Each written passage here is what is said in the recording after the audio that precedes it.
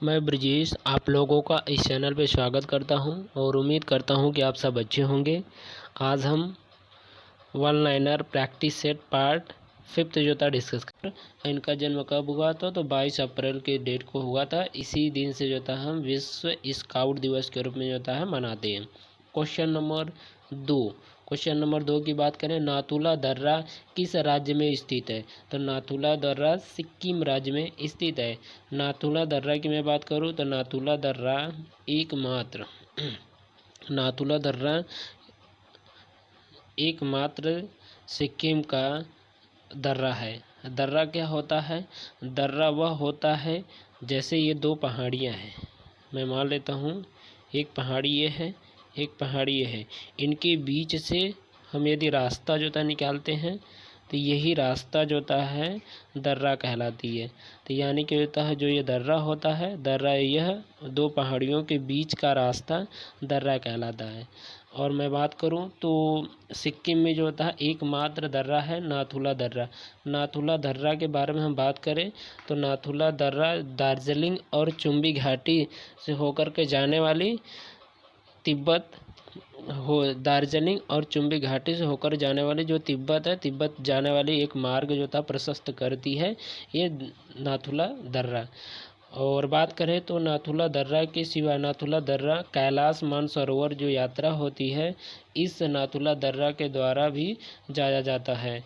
और एक तो होता है दो दर्रे से होकर के कैलाश मानसरोवर की यात्रा कर सकते हैं। एक होता है लिपुलेख दर्रा होता है, एक नाथुला दर्रा होता है। तो लिपुलेख दर्रा उत्तराखंड में पड़ता है जबकि नाथुला दर्रा सिक्किम में पड़ता है।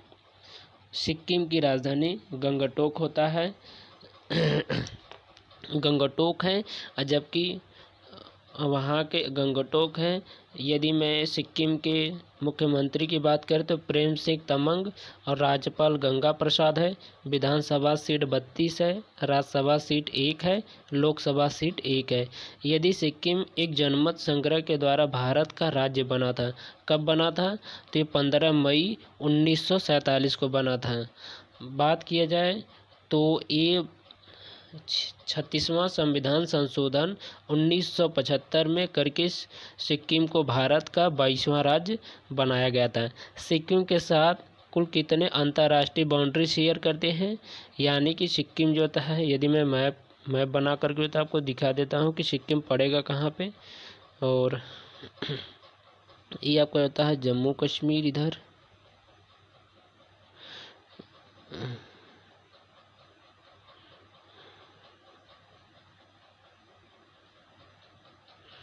ये जो छोटा सा भाग उठा हुआ है, ये छोटा सा भाग उठिए, इसी वाले भाग को हम सिक्किम कहते हैं। ये आपका सिक्किम है।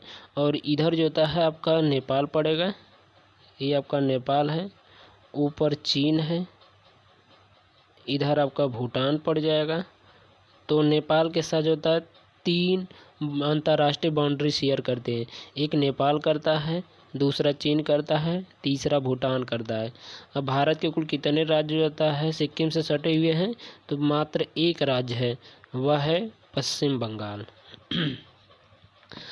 क्वेश्चन नंबर अगला जरा ध्यान से देखिए। क्वेश्चन नंबर 3 की मैं बात करूं, क्वेश्चन नंबर 3 में दिया गया है दक्कन पठार को उत्तर पूर्व में, यानी दक्कन पठार के उत्तर पूर्व में कौन सा पठार है? तो उत्तर पूर्व में छोटा नागपुर का पठार है। दक्कन की पठार की मैं बात करूं तो दक्कन की पठार का उपनाम है प्रायद्वीपीय पठार भी कहा जाता है। दक्कन पठार 8 राज्यों में फैला हुआ है कुल 8 राज्यों में फैला हुआ है। उत्तर में जो था दक्कन पठार के उत्तर में सतपुड़ा की पहाड़ी और विंध्याचल की पहाड़ी आता है, जबकि पश्चिम में पूर्वी पश्चिमी घाट आता है, जबकि उत्तर पूर्व में तो छोटा नागपुर पड़ता है। क्वेश्चन नंबर 4 जरा ध्यान से देखिए। विश्व का सबसे बड़ा गेहूं उत्पादक देश कौन सा है? तो चीन है। कौन सा है? चीन है। जबकि भारत का स्थान दूसरा है गेहूं उत्पादन में। भारत में पंचायती राज अधिनियम कब आया था? तो भारत में पंचायती राज अधिनियम 23 अप्रैल 1924 को आया था। ये पंचायत अधिनियम जो होता है कब बनाई गई थी, तो ये अधिनियम मीन्स होता है कानून होता है, यानी कि ये जो कानून बनाई गई थी, तो ये पंचायती राज व्यवस्था जो होता है कब आई थी, तो मैं बात करूँ 73वां संविधान संशोधन करके 73वां संविधान संशोधन किया गया था। 73वां संविधान संशोधन करके 73वां जो होता है जोड़ा गया था, यानी कि पंचायती राज व्यवस्था जो था जोड़ी गई थी। ये पंचायती राज व्यवस्था की जो जब जोड़ी गई थी उस समय कौन सी समिति थी, तो बलवंत राय मेहता समिति। इस समिति के द्वारा जो पंचायत है त्रिस्तरीय बताए गए थे। 3 स्तरीय कौन सा था, एक आपका यदि ग्राम स्तर पे, यानी कि पहली जो है जिला परिषद पर होती थी, दूसरा पंचायत समिति होती थी, और तीसरा जो था ग्राम पंचायत होता है। यानी कि जिला परिषद को हम ग्राम यानी कि जिला स्तर बोलते हैं, पंचायत स्तर को मध्य स्तर बोलते हैं, और ग्राम पंचायत को जो था ग्राम स्तर बोलते हैं। तो ये 3 जो था समितियाँ जो है आई थी। और बलवंत राय मेहता समिति जो था कब कमेटी स्थापित की गई थी, तो 1957 में की गई थी, जबकि उसने अपना रिपोर्ट 1958 में पेश किया था, जिसके माध्यम से और राष्ट्रीय पंचायत अधिनियम ये कमेटी होती थी, जिसके अनुसार उन्होंने स्वीकार किया है कि यह समिति त्रिस्तरीय समिति एक मान्यता प्राप्त जो था दिया, और उसी मान्यता के अनुसार 24 अप्रैल 1973 को भारत की पंचायती राज व्यवस्था जोड़ी गई थी। यानी कि पंचायत दिवस जो होता है, यह राष्ट्रीय पंचायत दिवस कब मनाया जाता है, तो 24 अप्रैल को मनाया जाता है। 11वां संविधान, यानी कि ये अनुच्छेद जो 73वां संविधान संशोधन करके 11वीं अनुसूची जोड़ी गई थी संविधान में। ये किस भाग में है पंचायत, तो भाग 9 में है। क्वेश्चन नंबर अगला जरा ध्यान से देखिएगा। क्वेश्चन नंबर इसी में जो था मैं बात कर लूँ, तो 12वीं जो अनुसूची जोड़ी गई है वह किस पे है, तो वह नगर पालिका है। और यह किस संविधान संशोधन के द्वारा जोड़ा गया था, तो 74वां संविधान संशोधन करके जोड़ा गया था।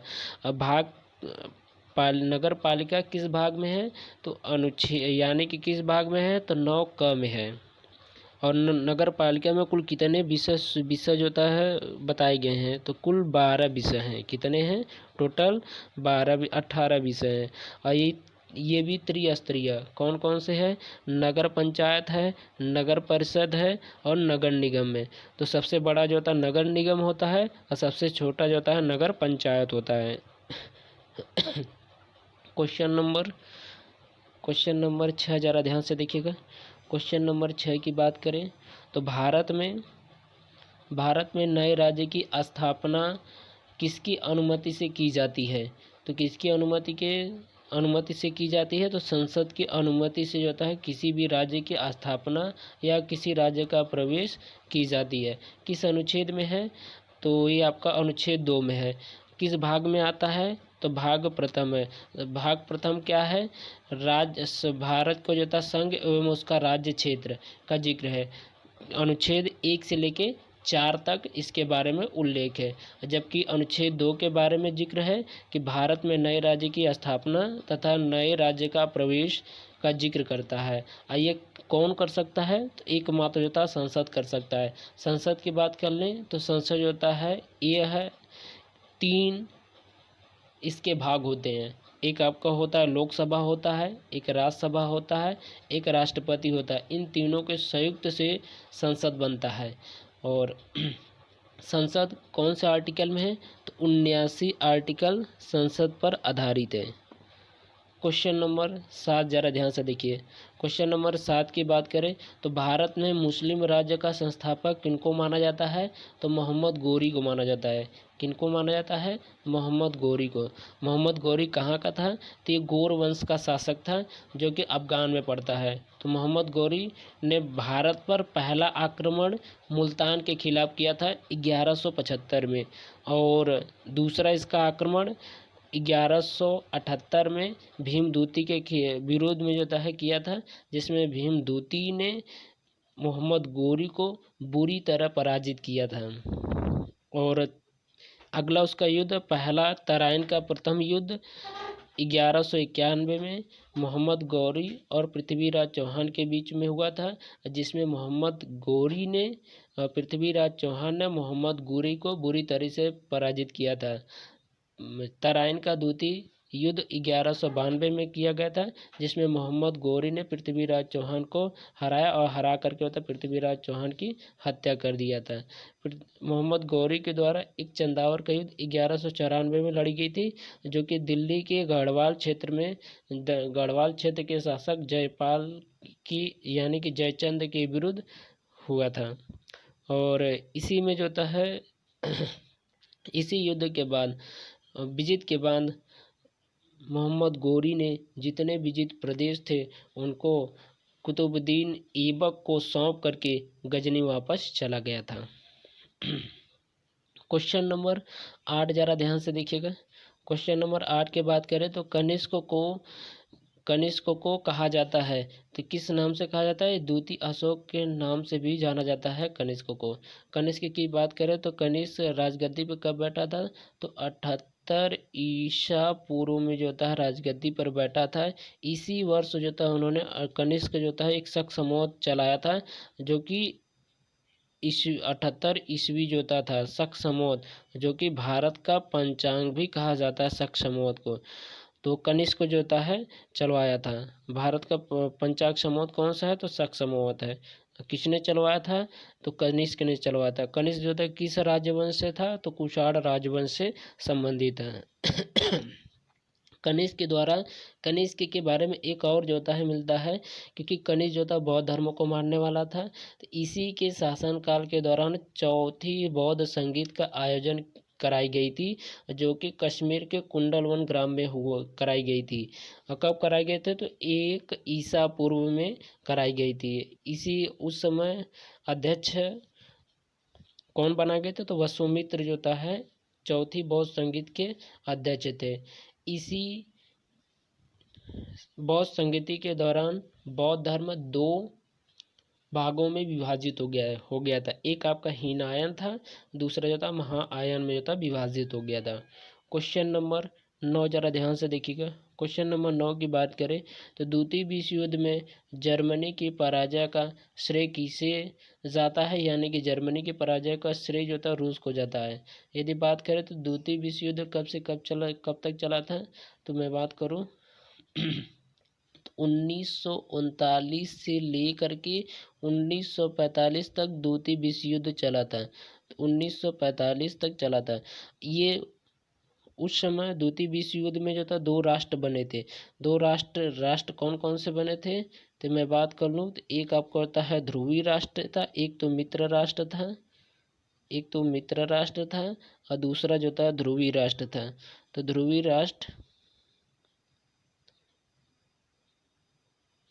राष्ट्र था। मित्र राष्ट्र में ब्रिटेन, अमेरिका,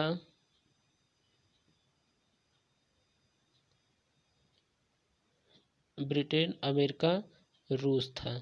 जबकि ध्रुवीय राष्ट्र में इटली, जर्मनी, जापान,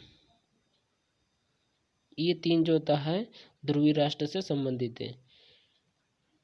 और बात कर लें तो 1900 जापान के 2 स्थान पे अमेरिका ने परमाणु बम जो था गिराया था। वह कौन कौन से स्थान था? एक आपका हिरोशिमा था 7 अगस्त 1945 को, दूसरा जो था ठीक 2 दिन बाद यानी कि 9 अगस्त 1947 को नागासाकी में गिराया था। क्वेश्चन नंबर अगले की मैं बात करूं, क्वेश्चन नंबर 10 जरा ध्यान से देखिएगा। मिसोपोटामिया एक शब्द है, इसका क्या मतलब होता है?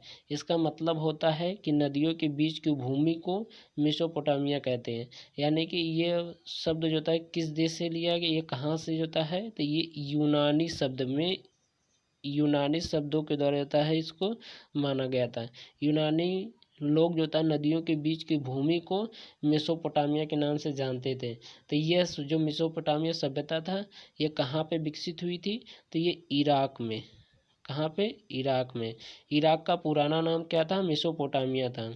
और मैं बात कर लूँ तो ये दो नदियाँ कौन सी थी, एक आपका दजला था, दजला नदी था, और दूसरा जो होता है फरात नदी था। उनके बीच का जो क्षेत्र था उसी को मेसोपोटामिया सभ्यता का नाम जो था दिया जाता था। ये जो बीच का सब क्षेत्र था जिसे हम कह सकते हैं कि दोआब, दोआब वाला जो क्षेत्र था उसी को मेसोपोटामिया की सभ्यता यानी कि मेसोपोटामिया के नाम से जो है जाना जाता था। ये मेसोपोटामिया है क्या, ये कि यूनानी शब्द है, इसका शाब्दिक अर्थ होता है दो नदियों के बीच की भूमि। तो आज जो था मैं आप लोगों को इतना ही रख रहा हूँ। बाकी आप लोगों को यदि वीडियो अच्छा लगे तो वीडियो को लाइक करिए और कमेंट करके जो है ज़रूर बताइएगा कि आपको लोगों को वीडियो कैसा लगा।